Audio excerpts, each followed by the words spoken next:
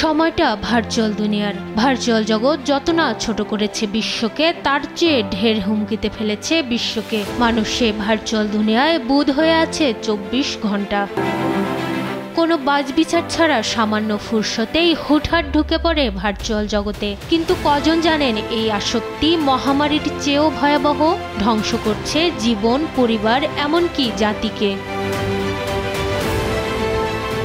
আপনারা কি ভুলে গেছেন ঐশীর কথা? মোবাইল আসক্তির বদৌলতে মাদকাসক্ত হয়ে একাই খুন করেছেন জন্মদাতা পুলিশ অফিসার বাবা ও মাকে। গেল 22 মার্চ চুয়াডাঙ্গায় ছেলের হাত থেকে মোবাইল কেড়ে নেওয়ায় নামাজরত পিতাকে এলোপাতাড়ি কুপিয়ে হত্যা করে রিফাত।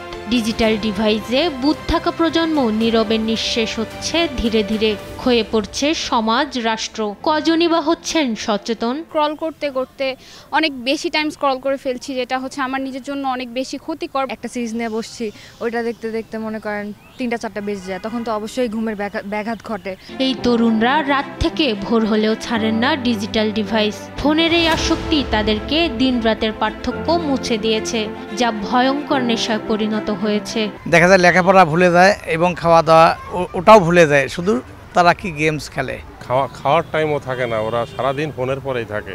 এই ভয়াবহতার মাত্রা আরো দ্বিগুণ করে দেয় দেশ ও দেশের বাইরে ডিজিটাল ডিভাইস সম্পর্কিত গবেষণাগুলো। বেসরকারি গবেষণা সংস্থা আচল ফাউন্ডেশনের রিপোর্ট বলছে, ইন্টারনেট আসক্তিতে দেশের 91% শিক্ষার্থী মানসিক সমস্যায় ভুগছেন। এদের মধ্যে 26.1% মানসিক সমস্যার জন্য পুরোপুরি দায়ী করেন ইন্টারনেটকে। অন্যদিকে 59.8% ইন্টারনেটকে মোটামুটি দায়ী করেন। বাংলাদেশ মেডিকেল বিশ্ববিদ্যালয়ের গবেষণায় দেখা যায়, অতিরিক্ত ডিজিটাল ডিভাইস ব্যবহারে মাত্র 13 বছর বয়সে অনিদ্রা, বিষণ্ণতা, উচ্চ রক্তচাপ, ডায়াবেটিসের মতো রোগ আক্রান্ত হচ্ছে শিশু কিশোররা।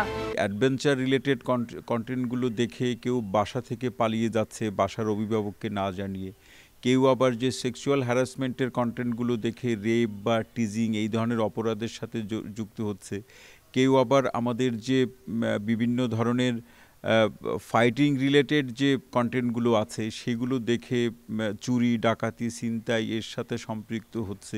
ডিজিটাল ডিভাইস আসক্তি যেন এক নীরব বিষ, যা শরীর ও মন গ্রাস করে। চিকিৎসকরা বলছেন, এই আসক্তির ফলে নষ্ট হয় শরীরের হরমোনাল সাইকেল, যা ক্লান্তি, দীর্ঘমেয়াদে উচ্চ রক্তচাপ, হৃদরোগ ও ডায়াবেটিসের ঝুঁকি বাড়ায়। আমাদের শরীরটাকে তৈরি করা হয়েছে যাতে আমরা দিনের বেলা কাজ করবো এবং রাতের বেলা ঘুমাবো।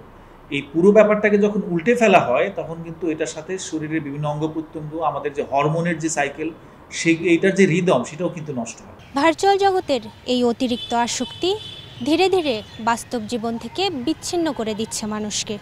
এই আসক্তি যতটা না মানব কল্যাণে আসছে, তার চেয়ে ঢের বাড়িয়ে দিচ্ছে অপরাধের ঝুঁকি। হুমকিতে পড়ছে জীবন, ক্ষতিগ্রস্ত হচ্ছে মানবতা।